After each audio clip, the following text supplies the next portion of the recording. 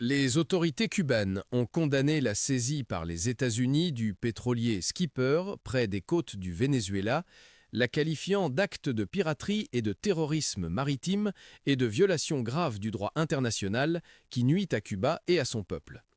Selon le ministère cubain des Affaires étrangères, l'action des États-Unis vise à entraver le droit du Venezuela d'utiliser et de vendre ses ressources naturelles, y compris les approvisionnements en hydrocarbures pour Cuba.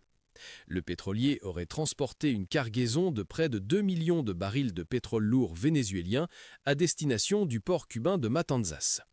Cependant, après le départ, une partie de la cargaison a été transférée sur un autre navire, tandis que le skipper lui-même s'est dirigé vers l'Asie. La saisie du pétrolier intervient après la baisse des exportations de pétrole du Venezuela et alors que les États-Unis ont imposé de nouvelles sanctions aux entreprises et navires coopérant avec le Venezuela ainsi qu'aux membres de la famille du président Nicolás Maduro.